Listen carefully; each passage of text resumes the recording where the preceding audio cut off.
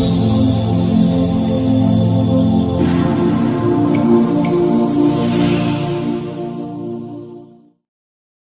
दोस्तों, मैं अमित कुमार ढालिया फिर से आपके YouTube चैनल गुरुकुल दर्पण 60 पर एक नई क्लास के साथ, जो कि ये क्लास आपके लिए बहुत ही महत्वपूर्ण क्लास होगी।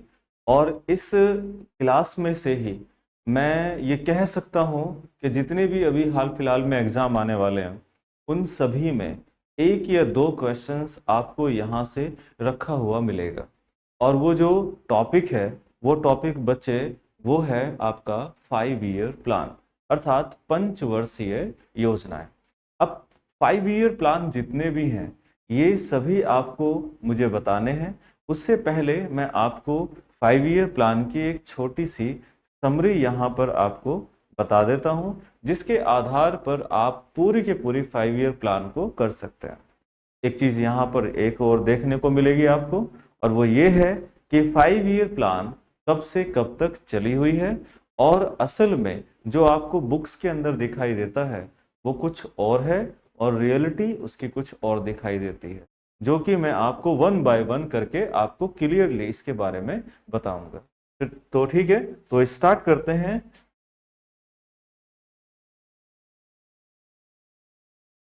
5 ईयर प्लान। ठीक है, ये वाली लाइट बंद हो सकती है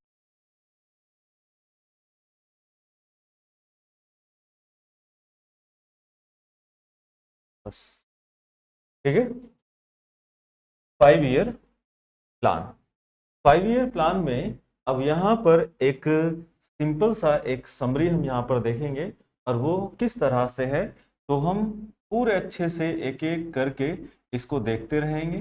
जैसे कि फर्स्ट 5 ईयर प्लान, और ये चला था 1951 से 1956 तक। ठीक है, उसके बाद सेकंड 5 ईयर प्लान, ये आपका 1956 से 1961। उसके बाद थर्ड 5 ईयर प्लान 1961 से 1966। बच्चों, यहां पर अब आपको एक सिंपल सी चीज देखनी है, और वो क्या चीज है, देखिए।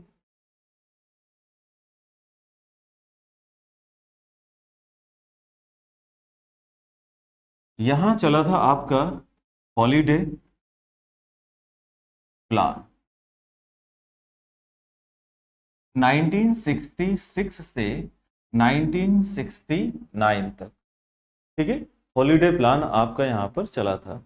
अर्थात हम ये कह सकते हैं कि इन तीन योजनाओं के बाद यहाँ पर एक विराम दिया गया, और वो विराम किस प्रकार से हुआ, या क्या इसके अंदर ऐसे रीजन रहे कि इसको विराम देना पड़ा, ये भी मैं आपको यहाँ पर क्लियरली हर एक चीज पूरी तरह से अच्छे से मैं आपको यहाँ पर समझाते हुए चलूंगा।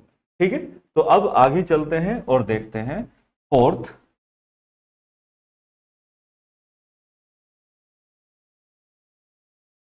फोर्थ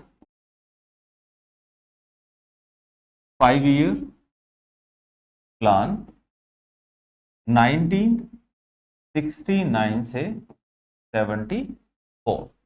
ठीक है, उसके बाद फिफ्थ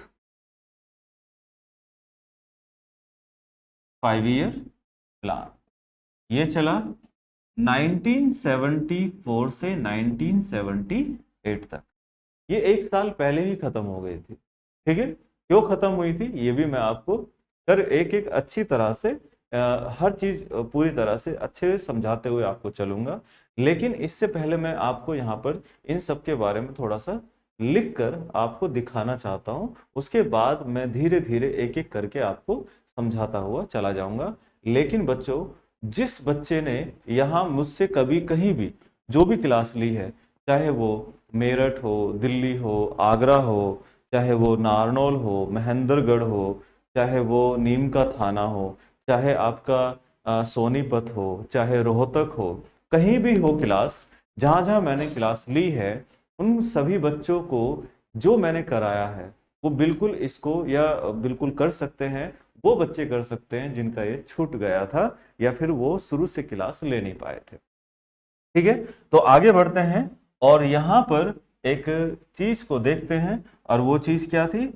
यहां फिर से एक विराम योजनाओं पर लग जाता है और वह विराम कौन सा था? जिसको बोलते हैं रोलिंग प्लान। बच्चों, रोलिंग प्लान कब से कब तक चला?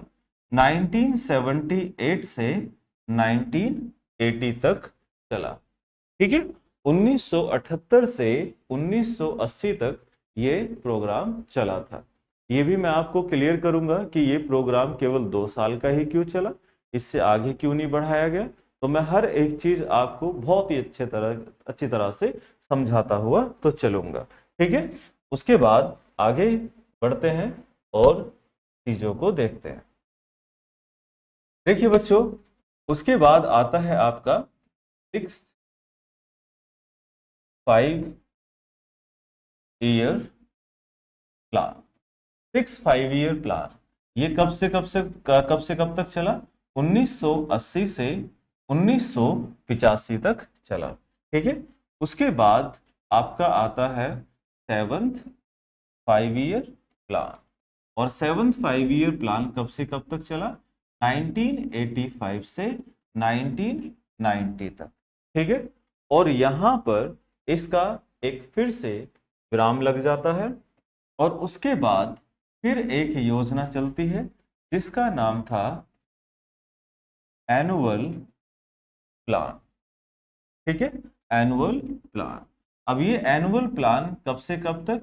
1990 से 1992 तक। ठीक है, ये केवल 1992 तक चला। ठीक है, 2 साल के लिए ये चला। उसके बाद अब यहां पर एक चीज देखने को आपको मिलेगी कि अब इसके बाद कोई भी विराम नहीं लगा। ठीक है, ये यहां पर भी एनुअल प्लान चला। उसके पीछे भी बच्चों बहुत बड़ा कारण था। ये कारण क्या था ये भी मैं आपको क्लियरली अच्छे से समझाता हुआ चलूंगा। उससे पहले हम इसे पूरे अच्छे से एक बार देख लेते हैं, कौन सा प्लान कब तक चला और उसके बाद विराम जो लगा उसका लगने का अर्थ क्या रहा। ठीक है, तो आगे चलते हैं और देखते हैं 7th 5 ईयर प्लान और उसके बाद है आपका 8th 5 ईयर प्लान। ठीक है, 8th 5 ईयर प्लान जो चला 1992 से 1997 तक। ठीक है, 1997 तक। उसके बाद आपका चला 8th 9th। ठीक है, आपका 9th 5 ईयर प्लान चला और यह प्लान 1997 से लेकर 2002 तक ये चला था। ठीक है, उसके बाद आते हैं 10वीं योजना, 10वीं 5 ईयर प्लान। ठीक है, 10th 5 ईयर प्लान ये चला 2002 से 2007 तक। ठीक है, 2002 से 2007 तक ये प्रोग्राम चला। उसके बाद 11th 5 ईयर प्लान और ये चला 2007 से 2012 तक। ठीक है, और ये 2012 तक चलने के बाद इसे आप यहाँ एक चीज जो क्लियरली आप समझेंगे वो भी अभी आपको सब चीज पता चल जाएगा। और ये लास्ट पंचवर्षीय योजना जो चली थी 2012 से 2017 तक, ये बच्चों यहाँ पर समाप्त कर दी गई। इसके बाद कोई भी प्रोग्राम नहीं चलाया गया। अब इसको मैं आपको एक छोटी सी चीज दिखा देता हूं।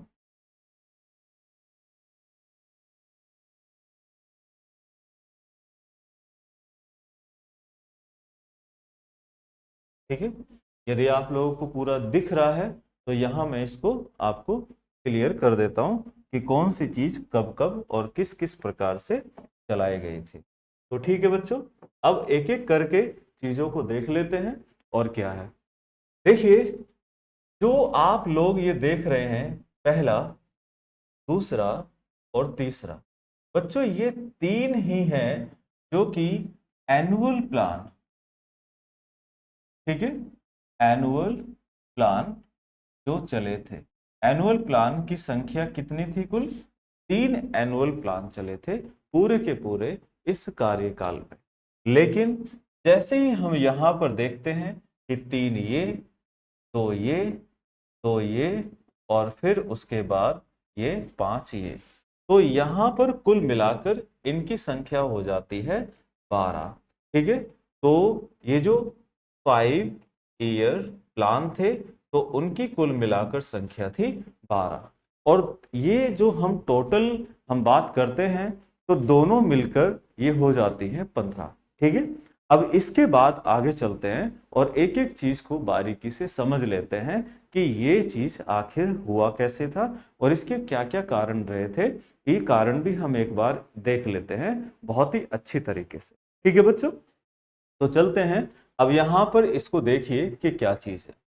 देखो बच्चों, जो ये हॉलीडे प्लान चला था इसके पीछे एक कारण ये था कि इस तीसरी पंचवर्षीय योजना के दौरान हमारे देश के अंदर 3 ऐसे बड़े कारण हुए जो कि असहनीय थे। और वो असहनीय कौन कौन से थे? नंबर 1 प्लान था या नंबर 1 जो चीज थी वो ये थी कि इंडिया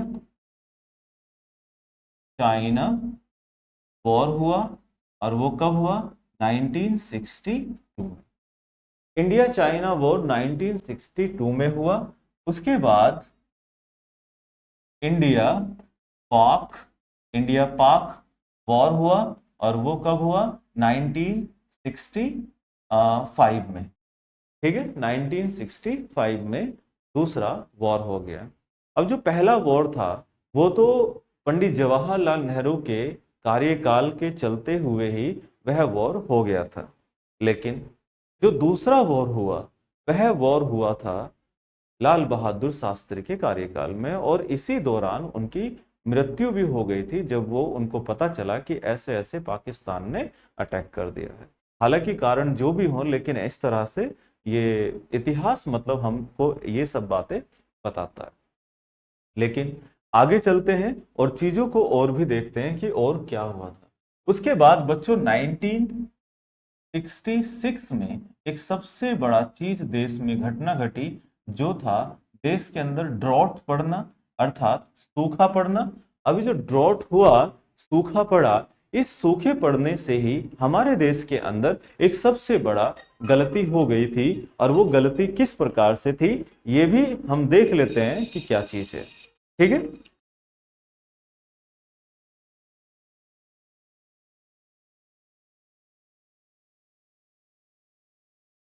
एक सेकंड, ये बोला है ना, उठा के बोल देना कि मैं कैसे। ठीक है,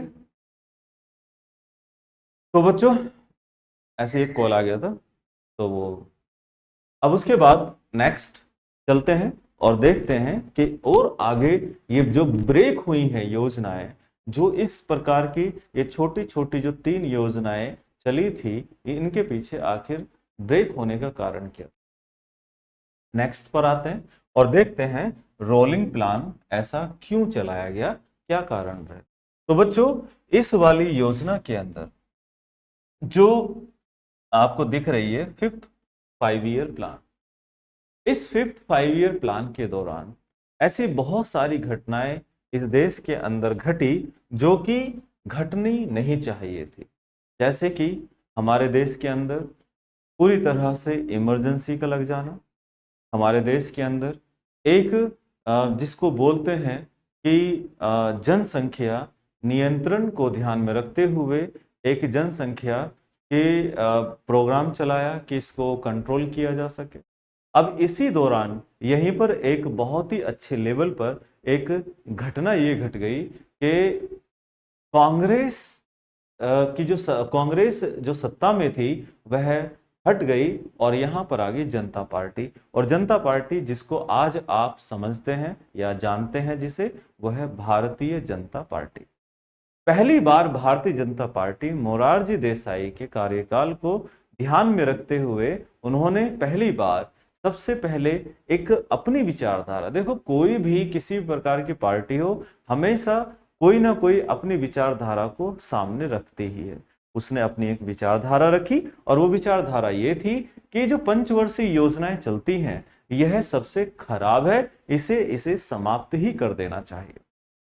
इसी चीज को ध्यान में रखते हुए मोरारजी देसाई ने जैसे ही वो बने सबसे पहले पंचवर्षीय योजनाओं को समाप्त कर दिया और रोलिंग प्लान को यहां पर स्टार्ट कर दिया।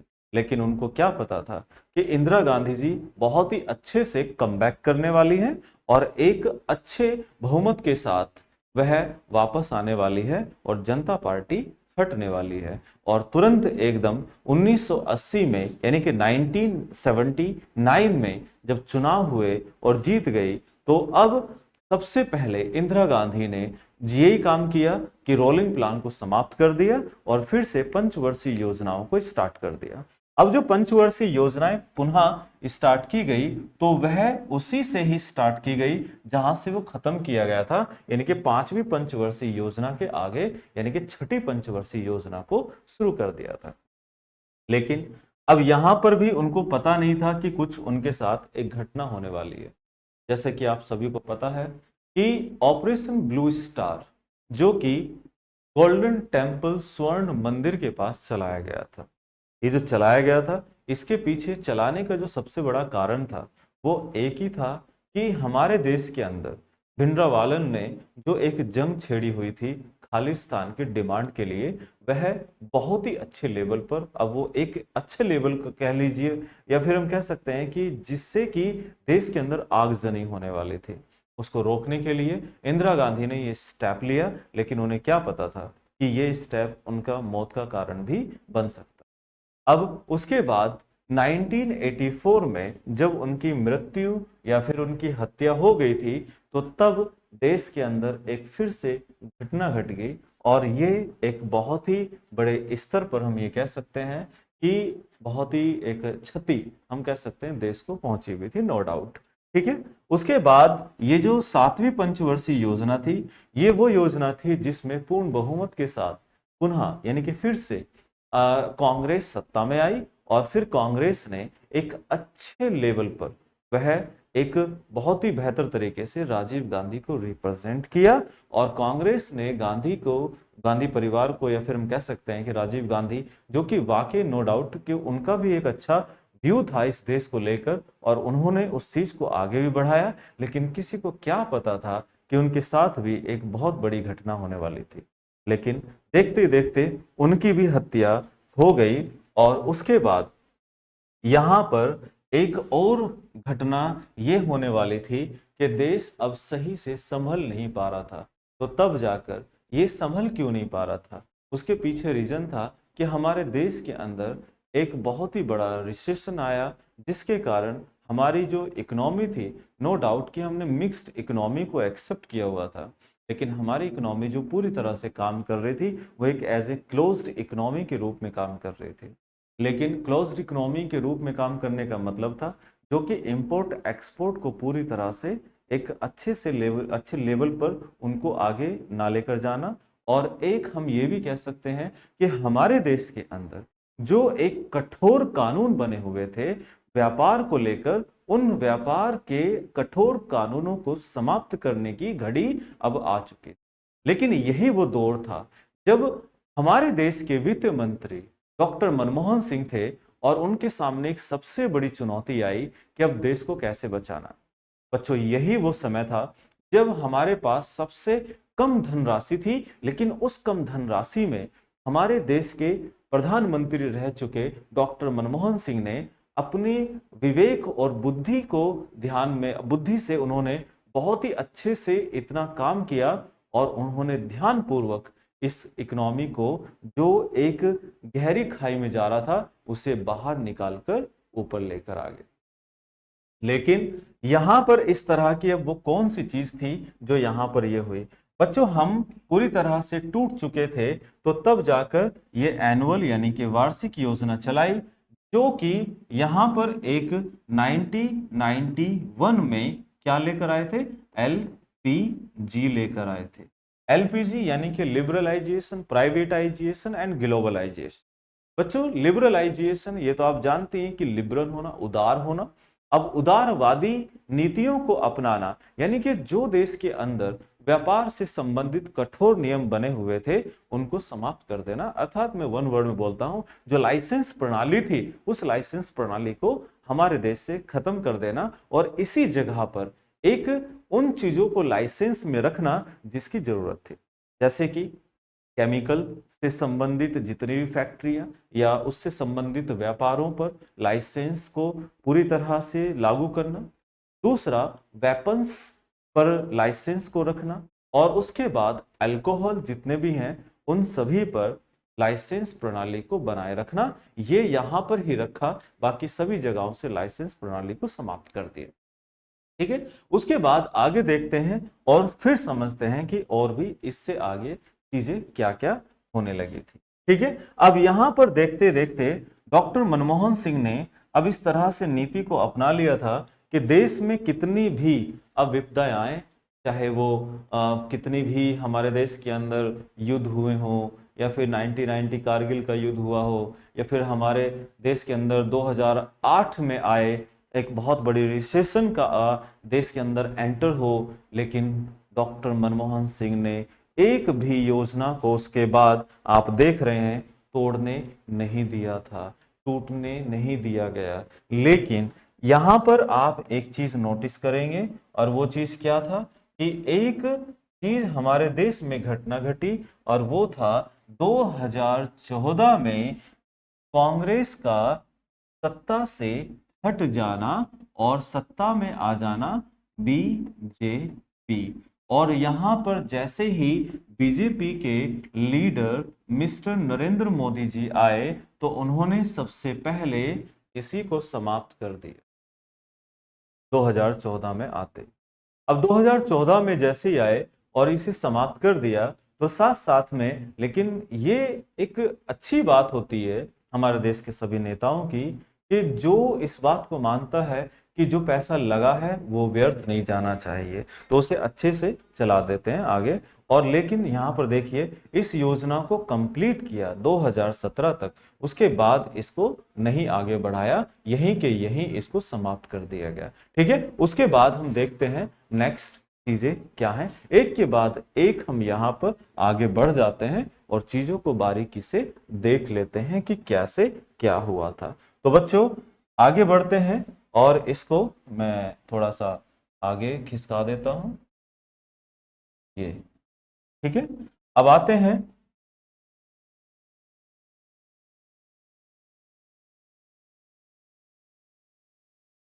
हेडलाइन, आप भी लिख लीजिए, फर्स्ट 5 ईयर प्लान।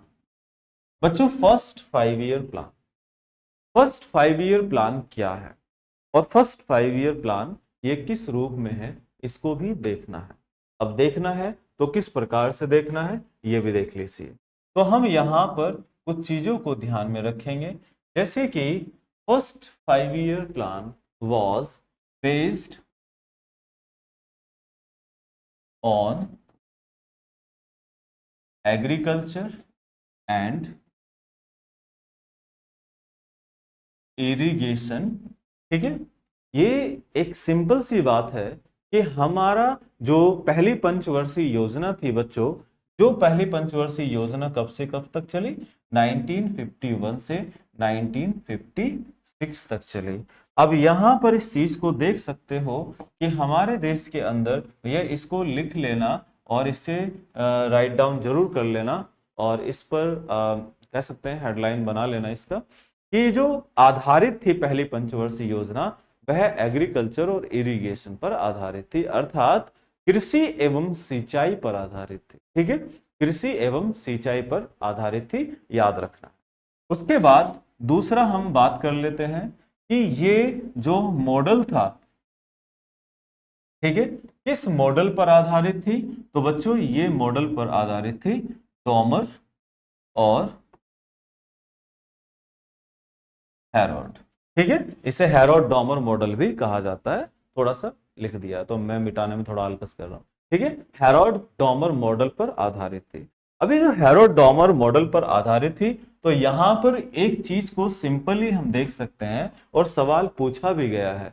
इन दोनों से सबसे ज्यादा सवाल पूछा जाता है। ठीक है, उसके बाद हम एक देख लेते हैं कि बच्चों जो टारगेटेड ग्रोथ रेट है और एक है अचीव ग्रोथ रेट, इन दोनों में सबसे ज्यादा जो चैलेंजेस देखने को मिला, ये भी यहां पर समझने की एक बहुत बड़ी चीज है। तो वो भी मैं आपको समझा देता हूं कि टारगेट ग्रोथ रेट कितना था। वो बनाया था 2.1%।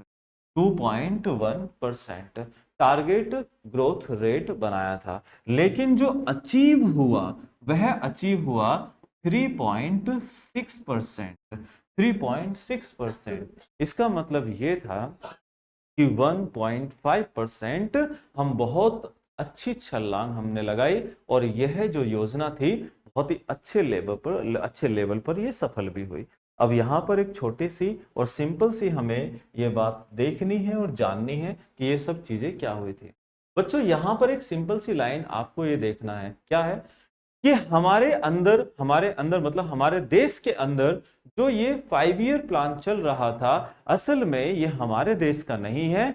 ये लिया गया था कॉन्सेप्ट कहां से? यूएसएसआर से लिया गया था। और जो यूएसएसआर से लिया गया था, ये पहले से ही वहां रशिया में ये योजना पहले से चल रही थी। लेकिन हमारे देश के प्रधानमंत्री मिस्टर नेहरू जी, उन्होंने जब विजिट किया तो उन्होंने वहां पर योजना को देखा तो बड़े अच्छे से उसको मेंटेन करके चल रहे थे और बहुत ही अच्छे कॉन्सेप्ट पर लेकर चल रहे थे। तो तब उन्होंने देखा कि ये चीज हम यहाँ पर इसको अप्लाई कर सकते हैं, नो डाउट। तो तब जाकर यहाँ इसके देश के अंदर ये 5 ईयर प्लान को चलाया। और जो प्लानिंग कमीशन है, असल में ये भी वहीं का ही एक कॉन्सेप्ट है जो कि वहां की योजनाओं को चलाता था। ठीक वैसे ही एज इट इज यहां पर भी इसको रख दिया गया। खैर चीजें अच्छी चली और बहुत ही अच्छी लेवल पर काम भी किया। लेकिन हमारे देश के किसी भी व्यक्ति को ये पूरी तरह से जानकारी नहीं थी कि इस योजना को कैसे चलाना है। तब जाकर हमने इन दो व्यक्तियों का सहारा लिया और इन दो व्यक्तियों ने हमारे देश में इन्होंने एंट्री कर ली थी 1949 में। कब एंट्री की? 1949 में। और देश के अंदर इन्होंने इस बात पर पूरी तरह से ये सर्वे भी कर लिया कि देश के अंदर जो जनसंख्या है वो 90 से 95% पूरी तरह से एक ही जगह काम कर रही थी और वो सेक्टर था एग्रीकल्चर का सेक्टर।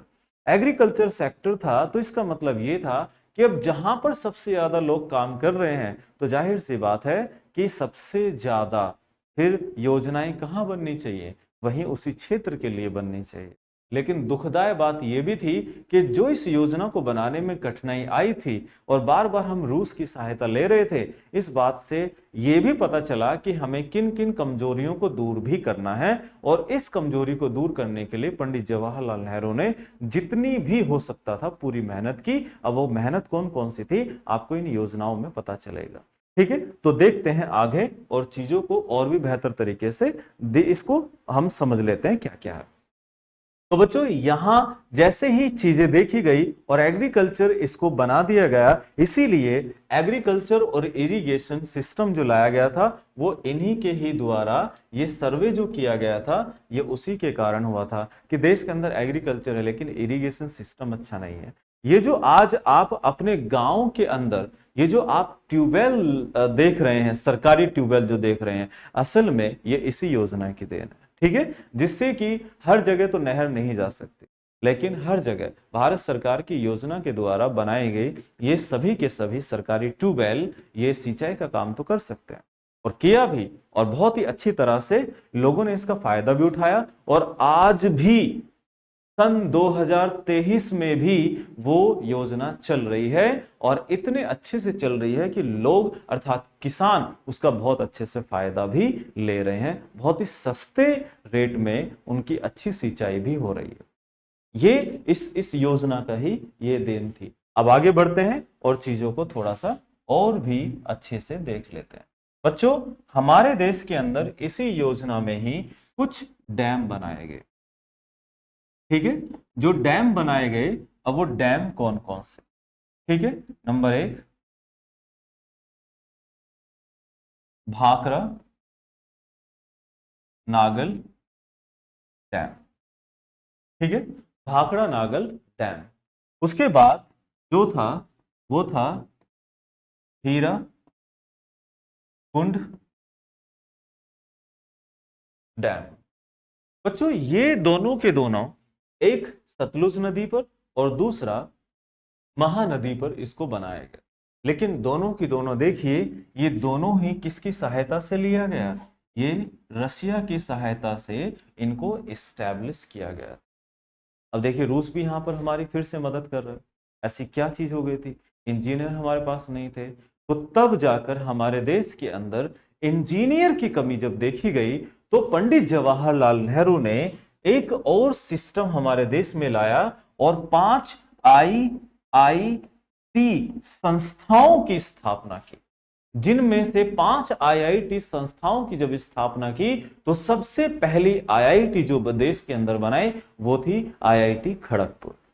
उसके बाद IIT Kanpur, IIT Roorkee, IIT Madras and IIT आपका दिल्ली। ठीक है, फिर उसके बाद बॉम्बे, उसके बाद फिर अलग अलग जहां भी हैं बहुत जगह पर IIT बनती हुई चली गई। लेकिन इस IIT ने ऐसे ऐसे प्रोडक्ट दिए कि देश को धीरे धीरे संभालने में उन्होंने बहुत हेल्प की। और आज वहीं देश को ही नहीं बल्कि यहाँ के जो निकलने वाले व्यक्ति हैं वो दुनिया के कोने कोने में जाकर अलग अलग देशों को भी संभाल रहे हैं। यह हमारे देश के एक इस शिक्षा पद्धति, जो कि एक बहुत ही बेहतरीन शिक्षा पद्धति है। मैं तो ये कहता हूं कि प्रत्येक जो शुरू से ही बेस बनाकर, जैसे अमेरिका जैसे देश या स्विट्जरलैंड जैसे देश या फिर और भी आयरलैंड, फिनलैंड, ऐसे ऐसे देश हैं जो कि स्कूलिंग सिस्टम से ही उनको बढ़ा चढ़ाकर आगे लेकर जाते हैं और बहुत ही अच्छी तरह से फिर उनके जो लोग हैं वो बहुत एक अच्छी एजुकेशन के साथ आगे बढ़ते हैं और देश का विकास भी उसी लेवल पर जाकर करते हैं। हमारे यहाँ पर अलग जितने राज्य उतने शिक्षा के बोर्ड और जितने शिक्षा के बोर्ड उन्हीं के आधार पर शिक्षा को आगे चलाना। अब ये एक अलग बात है, ठीक है, लेकिन जहां तक होता है मेरा मानना है सेंट्रलाइज्ड हो जाना चाहिए। NCERT एक वाकई एक बहुत ही ज्यादा बेहतरीन, एक सबसे बेस्ट कंटेंट NCERT के द्वारा दिया जाता है। और ये हम लोग भी, यहां तक कि जब सिविल सर्विस वाले बच्चों को पढ़ाते हैं या फिर दूसरे बच्चों SSC CGL को पढ़ाते हैं, तो सबसे ज्यादा हम उन्हीं को NCERT की बुक रिकमेंड करते हैं। और वाकई उसके अंदर कंटेंट भी उस लेवल का, बहुत ही अच्छे लेवल का उसमें रखा होता है। लेकिन इस बात को दूसरे राज्यों के बोर्ड शायद नहीं समझ पाते हैं। उनमें से हमारा एक उत्तर प्रदेश भी है, ठीक है, जो इस चीज को कभी भी एक अच्छे लेवल पर काम नहीं करता। आजकल तो स्कूलिंग का आप देख रहे हैं कि मुद्दे बार बार उठते रहते हैं और इस मुद्दे को उठने के साथ साथ ये भी आप लोगों ने देखा होगा कि प्राइवेट जो सेक्टर के स्कूल हैं उन्होंने अपने मन मर्जी, मन माना तरीके से अपने अपने पब्लिकेशन के आधार पर उन्होंने किताबों के जरिए एक अच्छा बिजनेस बना लिया है, जो कि इतने हाई लेवल की नहीं है, लेकिन उनको लेना वही रेट है जो वो चाहते हैं। ठीक है, उनको रातों रात अमीर बनना है, भूख ज्यादा बढ़ गई है कि भाई इतने में काम नहीं चलेगा, कब तक हम पूरे उम्र यहाँ लगाएंगे, काम करते हैं, थोड़ी सी उम्र में चीजों को बढ़ाकर अच्छा चलाते हैं और जितना भी हो सकता है ऐसा करते हैं। लेकिन इससे ना गरीब बच्चा सबसे ज्यादा बैकफुट पर पहुंच जाता है। लेकिन दुर्भाग्य की बात यह है कि प्राथमिक विद्यालयों के अंदर जहां एक समय में बहुत अच्छी शिक्षा होती थी और उसी के ही चलते हुए देश के टॉप लेवल के लोग भी वहीं से ही शिक्षा दीक्षा प्राप्त करते हुए आगे बढ़े, और आज उन्हीं स्कूलों की दुर्दशा सबसे ज्यादा खराब भी है। लेकिन गवर्नमेंट को उसके बारे में सोचना चाहिए और उसे एक अच्छे लेवल पर पूरी तरह से कनेक्ट कर देना चाहिए NCERT से, और एक अच्छे लेवल पर जो वहां के टीचर हैं उनका बीच बीच में टेस्ट भी होते रहना चाहिए, ऐसा मुझे लगता है। ठीक है, कि और होना वही चाहिए जो पढ़ा रहे हैं तो उनको कोई, मुझे नहीं लगता कि टेस्ट देने में ऐसी कुछ बड़ी कुछ मतलब लापरवाही हो सकती है या फिर परहेज हो सकता है कि नहीं भैया हमें नहीं देना। हालांकि ये मेरा ऐसा पॉइंट ऑफ व्यू है, कुछ ऐसे भी हो सकता है, भड़क सकते हैं।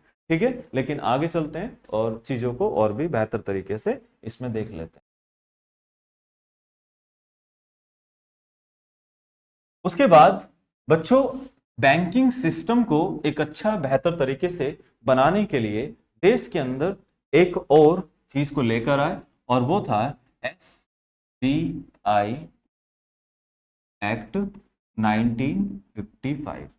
बच्चों SBI एक्ट 1955 ये 1955 में इसको तैयार किया गया, और 1955 में जब ये एक्ट बनाया तो इस एक्ट ने दो चीजें यहां पर डिसाइड कर दी कि इस एक्ट के द्वारा क्या क्या किया जाएगा।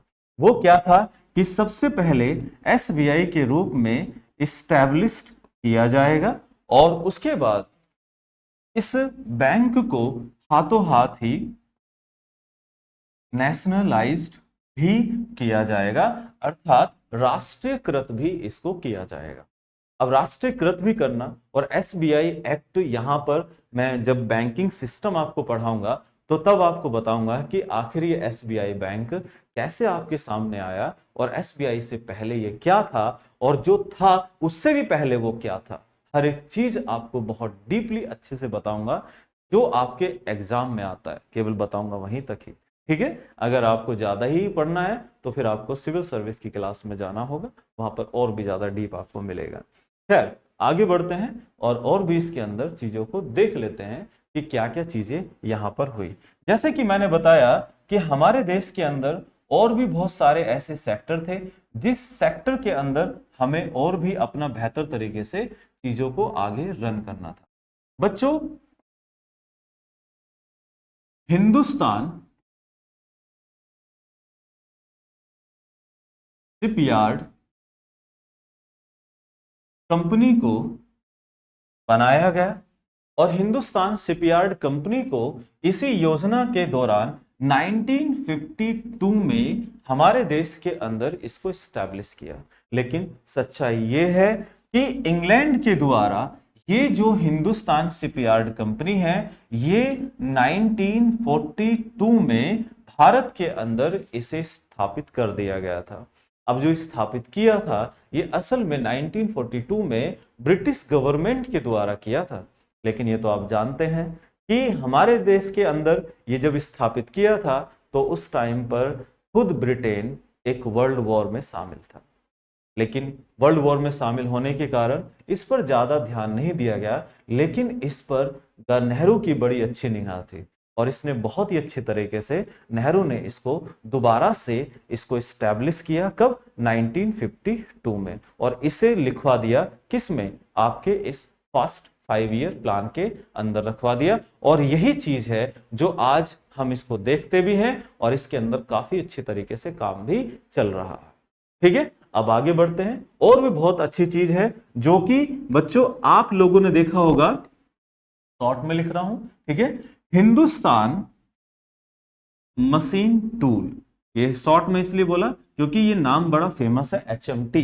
ठीक है, HMT की घड़ी आती थी, HMT के आपके ट्रैक्टर आते थे, HMT के बहुत सारे प्रोडक्ट आते थे, और ये सारे के सारे जितने भी थे ये सब के सब पूरी तरह से क्या था, हमारे भारत सरकार के द्वारा एक अच्छी पहल थी। लेकिन ये सारी चीजें कंपनी खोलना ये भारत सरकार को क्या शोभा दे रहा था?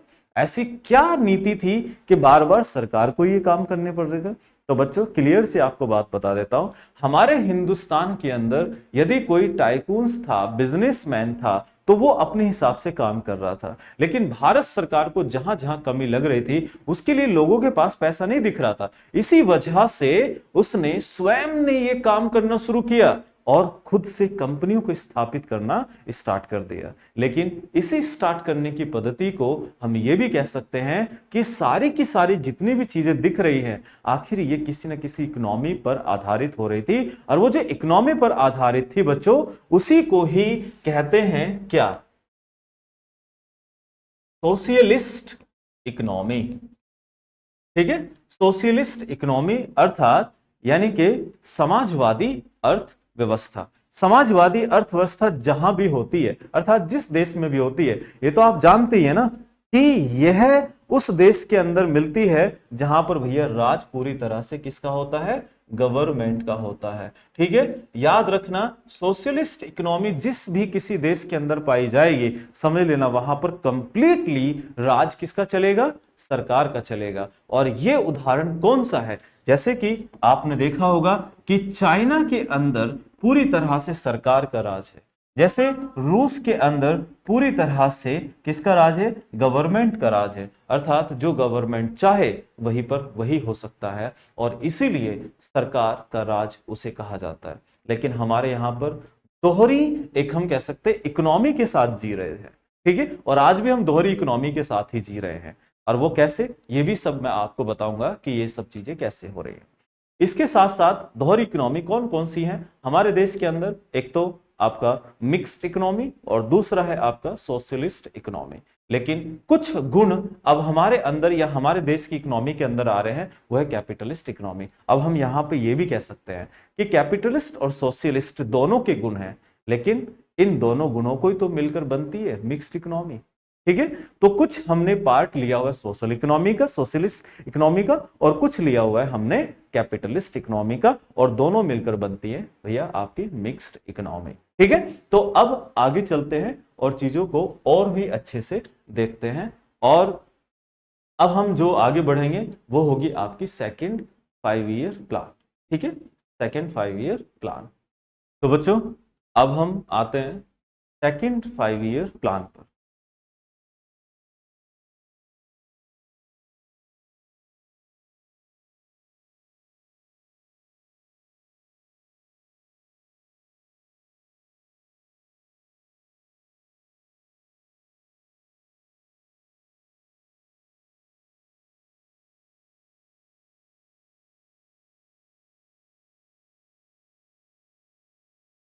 सेकेंड 5 ईयर प्लान, ये सेकेंड 5 ईयर प्लान कब से कब तक चला, 1956 से 1961 तक। 1961 तक ये चला, और उसके बाद अब हम इसमें देखते हैं कि ऐसी कौन कौन सी खास बात थी इसके अंदर कि इसको बेहतर तरीके से आगे बढ़ाया जा सकता था।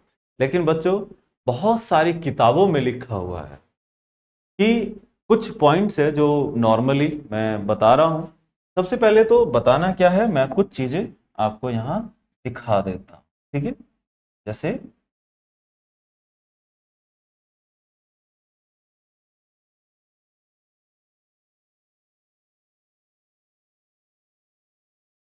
बेस्ड ऑन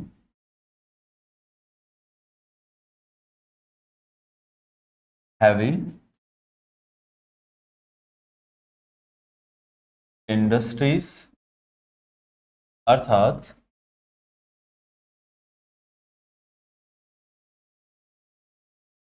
भारी उद्योग। ये जो योजना थी किस पर आधारित थी, भारी उद्योगों पर आधारित थी। अब सवाल इस बात का उठता है कि भाई भारी उद्योग और हल्के उद्योग क्या होते हैं।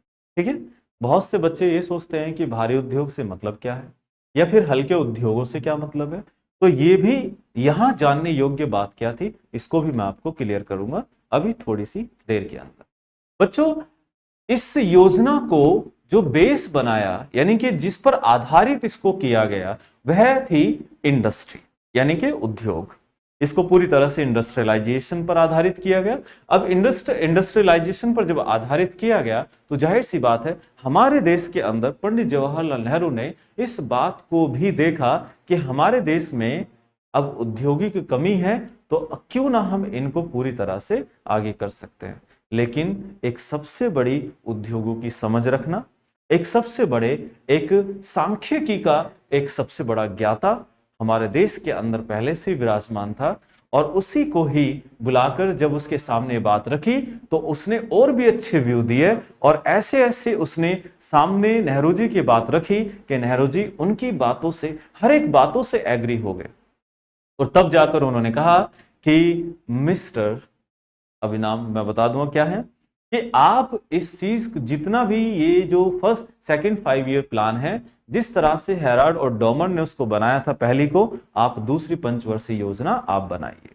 और तब जाकर उन्होंने बनाया तो उन्हीं के नाम पर इस योजना को रख दिया गया, अर्थात जो पूरा ये मॉडल तैयार किया गया था उन्हीं के नाम पर यह मॉडल रख दिया गया। इसीलिए इसको क्या कहा गया, ये किस मॉडल पर आधारित थी, वो था PC Mahalanobis. PC Mahalanobis model पर आधारित थी। बच्चों ये वो व्यक्ति है जो आज राष्ट्रीय सांख्यिकी दिवस भी मनाया जाता है, तो इनके जन्म दिवस पर मनाया जाता है।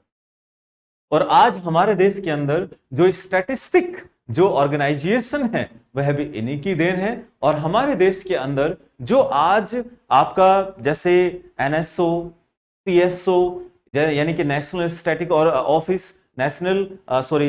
सेंट्रल स्टैटिक ऑफिस, ये सारे के सारे इन्हीं की देन है। और आज हमारे देश के अंदर जो भी गणना होती है, चाहे वो आपका पॉवर्टी से रिलेटेड हो, चाहे वो अनएम्प्लॉयमेंट से रिलेटेड हो, बच्चों वो सब इन्हीं की देन है। और इन्हीं की वजह से ही आज हम देश के अंदर गरीबी को और यहां तक कि हमारे देश के अंदर बेरोजगारी को आंकने का जो एक आइडिया, जो एक फॉर्मूला दिया, वो सब इन्हीं की देन है। और इन्हीं की वजह से आज सब कुछ चल भी रहा है। और इन्हीं की वजह से उद्योगों को हर एक पूरी तरह से हर एक कह सकते हैं शहर के अंदर जो आज उद्योग क्षेत्र बसे हुए हैं, just because of PC Mahalanobis. याद रखना, प्रत्येक शहर में जो आज आपको उद्योग नजर आते हैं या उद्योग क्षेत्र नजर आता है, ये पहले से ही प्लान था। और ये प्लान इन्हीं का था कि ये परमानेंट कर देना चाहिए। जो शहर होगा उस शहर में उद्योग, क्योंकि वहां के लोग भी चाहते हैं कि अपना उद्योग धंधा आगे बढ़ाएं और उसी शहर के आधार से चले, और वहीं से वहीं पूरे देश के अंदर भी अपने इस व्यापार को फैला सकते हैं। ठीक है, तो ये था इनका एक आइडिया, और जो कि बहुत बेहतर आइडिया था। लेकिन हम कर तो सकते थे, लेकिन हमारे पास ना धन की कमी आ रही थी। इसीलिए हमारे देश के प्रधानमंत्री ने कहा कि धन की कमी नहीं आएगी, भले दूसरे देशों से खींचकर अपने देश में धन को लाना पड़े। और हमारे देश की जो मिस्टर नेहरू थे, उनकी फॉरेन पॉलिसी वाकई लाजवाब थी। किसी भी देश को एग्री कर लिया करते थे कि आप हमारे देश के साथ काम कर सकते हैं। आज के समय में एग्री करना इतना मुश्किल नहीं है। क्यों नहीं है? क्योंकि हमारे देश की जनसंख्या इतनी है कि लोगों को सबसे ज्यादा अपॉर्चुनिटी इस देश को ही दिखाई देती है, इस देश पर ही दिखाई देती है। इसीलिए वो जल्दी से एग्री हो जाते हैं। ठीक है कि चलो ठीक है, भारत के साथ काम करना है। और भारत ही एक ऐसा क्षेत्र है जहां पर सबसे ज्यादा परचेजिंग पावर कैपेसिटी पूरे विश्व में सबसे अधिक है। यानी कि खरीदने की जो क्षमता है जो इस देश के पास है, विश्व में शायद ही किसी के पास हो सकती है। क्योंकि इस देश के लोग जब पैसा नहीं भी होता है, उस ऐसी स्थिति में भी खरीदने की क्षमता रखते हैं। इसलिए सबसे ज्यादा लोगों की नजर हमारे इस देश पर भी टिकी हुई है, और बहुत ही अच्छी तरह से बनी भी हुई है, और आगे बनती भी रहेगी अगर यही हाल रहा तो अब देखते हैं कि ऐसा कौन कौन सी चीजों को हमारे देश के अंदर लाए गए और किया गया। तो बच्चों देख लेते हैं आगे, और चलिए। तो वो था देश में जो किए गए स्टील प्लांट, जिसको बोलते हैं इस्पात कारखाने।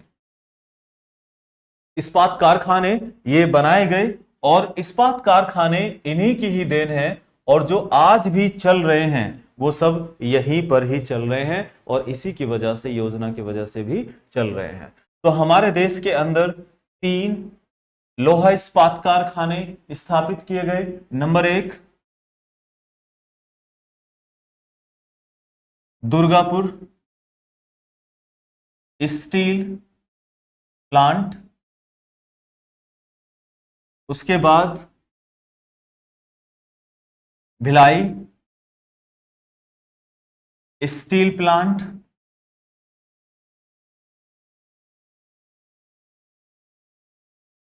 उसके बाद Rourkela steel plant, Rourkela steel plant, Bhilai steel plant और दुर्गापुर स्टील प्लांट। बच्चों जब हमारे पास धन नहीं था तो तब जाकर हमने इसी का सहारा लिया, और सहारा किस किस का लिया तो देख लेते हैं। बच्चों ये जो बनाया था ये सहारा लिया गया था किससे, इंग्लैंड से, ठीक है। और भिलाई जो इस्पात कारखाना है, भिलाई इस्पात कारखाना, भिलाई कहां है, छत्तीसगढ़ में है, और छत्तीसगढ़ में किसकी सहायता से किया गया, रसिया की सहायता से इसको स्थापित किया गया। और ये जो राउरकेला है ये किया गया जर्मनी की सहायता से। तो देखिए तीन देशों ने मिलकर हमारे देश के अंदर ये स्टील प्लांट को स्थापित किया, और ऐसा ही नहीं किया बल्कि हमारे देश के अंदर एक ऐसा रिवॉल्यूशन आया कि जो एक बहुत ही बेहतर तरीके से इंडस्ट्री को आगे की तरफ लेकर चले गए। बच्चों यहां पर मैं आपको क्लियर कर दूं एक छोटी सी, कि इन देशों ने ही हमारे देश के अंदर स्थापित करने के लिए क्यों हामी भर दी। तो मैं आपको क्लियर कर दूं कि दुनिया में सबसे बेस्ट यदि स्टील कहीं है तो वो आपके देश में है, इसीलिए दुनिया की निगाह हमारे देश पर भी टिक गई। और इस बात को खुद इंग्लैंड जानता था, जबकि इंग्लैंड ने हमें हाल ही में, जबकि उसको पता था कि 1947 से पहले और 1942 से बाद में सबसे ज्यादा अत्याचार भारतीयों ने इंग्लैंड पर करने शुरू कर दिए थे, जहां देखा वहां मार काट शुरू हो गई थी, और उसके बावजूद भी इंग्लैंड ने भारत का साथ दिया। तो आश्चर्य की बात तो है ही, लेकिन हम क्यों भूल जाते हैं कि वो मनी माइंडेड है, वो एक बिजनेस माइंड रखता है, और बिजनेस के आधार पर उसे पहले से पता था कि यदि स्टील कहीं का बेस्ट है तो वो इंडिया का है। अब इस बात को उदाहरण के साथ में दे सकता हूं। इस देश के अंदर ब्रिटेन के द्वारा जितने भी पुल बनाए गए हैं या जितने भी कारखाने बनाए गए थे और उन सब में स्टील लगा हुआ था, वो सब इंडिया का था, और आज तक भी वह चल रहा है। और जितने भी ब्रिटेन के अंदर, जितने भी इंग्लैंड के अंदर जो जो काम स्टील के द्वारा होते थे वह सब भारतीय स्टील के थे, और इसलिए रूस भी यहां इंडिया से कनेक्ट हुआ और जर्मनी भी इंडिया से कनेक्ट हुआ, ठीक है। अब ये इस चीज को कोई कहानी नहीं बता सकता कि हाँ यार ये कहीं ऐसा कुछ होगा भी, लेकिन ये सच है और ये मैं पूरे दावे के साथ कह सकता हूं, ठीक है। नहीं है तो भैया उठा कर लिया ना, जहां भी ऐसा लिखा है कि ऐसा कुछ है ही नहीं, ठीक है। तो चलिए ये आगे चलते हैं और देखते हैं कि भिलाई स्टील प्लांट क्या है और राउरकेला स्टील प्लांट किस तरह से ये किया गया और हमारे देश के अंदर इन सबको आगे बढ़ा दिया। अब एक और भी चीज थी कि भैया ट्रांसपोर्टेशन की कमी थी, और उसके लिए जो पहले से आइडिया दे दिया इंग्लैंड ने, तो उसी को आगे बढ़ाना था। तो हमारे देश के अंदर फिर से एक अलग से हमारे यहां पर क्या किया गया, इंटीग्रल कोच फैक्ट्री। ये मैं शॉर्ट में क्यों लिख रहा हूं, क्योंकि ये वाला आईसीएफ आपने हर एक रेल के आगे लिखा हुआ देखा होगा, हर एक रेल के आगे इंटीग्रल कोच फैक्ट्री। बच्चों इंटीग्रल कोच फैक्ट्री की स्थापना इसी योजना में की गई, और उसके बाद एक और किया गया, और वो था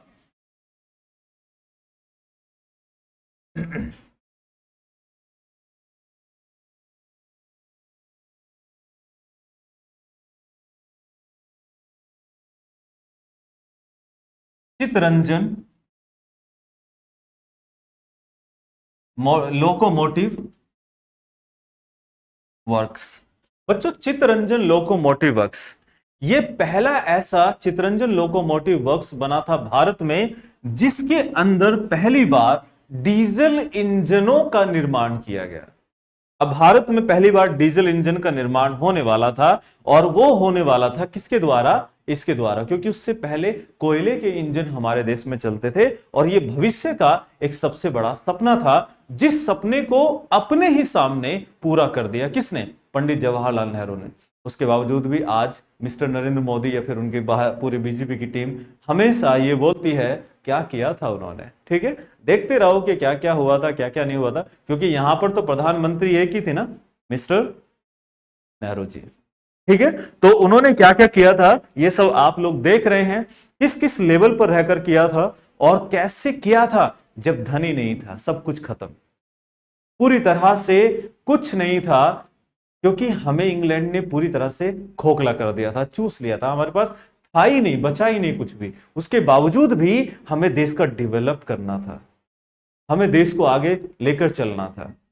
लेकिन आज भी चल सकता है, लेकिन हमारे देश के जो गवर्नमेंट जॉब की जो एक लालसा पैदा करके बच्चे बाहर आते हैं, फिर जैसे वो गवर्नमेंट जॉब को पा लेते हैं, फिर वो सोचते हैं अब जितना ले सकते हैं ले लीजिए। असल में हमारी शिक्षा पद्धति में ही कहीं ना कहीं कुछ ना कुछ कमी है। जो ऑनेस्टी शब्द वर्ड ये लोगों के अंदर से खत्म हो चुका है। लॉयल्टी, ऑनेस्टी, कुछ ऐसे अच्छे शब्द जो कभी पहले लोगों के मन में होते थे, दिमाग में होते थे, अब वो शब्द बिल्कुल भी नहीं है, जिसके कारण हर एक काम के अंदर गुणवत्ता समाप्त होती जा रही है। और इन्हीं काम के लिए बड़े से बड़े अधिकारी को लो बनाना पड़ता है, लॉयल्टी को बरकरार रखने के लिए, और हर एक अच्छी चीज को बरकरार रखने के लिए लॉ की जरूरत पड़ रही है, कानून की जरूरत पड़ रही है। क्यों? खुद से क्यों नहीं कर सकते? अमेरिकन लोग देखिए खुद करते हैं, उसको किसी लॉ की जरूरत नहीं होती है। ब्रिटेन के लोग खुद से आगे बढ़कर काम करते हैं, उसे किसी कानून की जरूरत नहीं है। लेकिन हमारे यहां पर अगर उसको आगे बढ़ना है, किसी रोड को क्रॉस करना है, तो उसके लिए कानून बनाया हुआ है, भैया रुक कर चले। हालांकि है सभी जगह, लेकिन वो केवल चिन्हित किया गया है। लेकिन हमारे यहाँ पर चिन्हित के साथ साथ ये सब चालान भी किए गए हैं। हालांकि चालान सब जगह है, लेकिन फिर भी कहीं ना कहीं चीजें कुछ हल्की कुछ भारी, लेकिन हमारे यहाँ पर ये बहुत बड़े पैमाने पर, जिसको आप महसूस भी कर सकते हैं, जिसको आप देख भी सकते हैं। ठीक है, तो बच्चों ये सेकंड 5 ईयर प्लान हमारे देश के अंदर यहीं पर समाप्त होती है। लेकिन यहां एक चीज और आपको क्लियर कर देता हूं कि और क्या क्या ऐसा चीज किया गया था हमारे देश में, तो वो आपको मैं आगे चल के एक एक करके हर एक चीज बताऊंगा। तो बने रही है इसी चैनल पर, और भी अच्छी अच्छी इससे आगे की योजनाएं मैं आपको इसी तरह डीपली बताऊंगा। और ये गारंटी के साथ कह सकता हूं कि यदि इस टॉपिक से सवाल आया तो इससे एक भी क्वेश्चन बाहर नहीं जा सकता, चाहे वो सीजीएल का हो, चाहे किसी भी एग्जाम का हो, यहां से आपका बिल्कुल भी बाहर नहीं जाएगा। तो ठीक है, तो बने रहिए, तो फिर मिलेंगे। नमस्कार।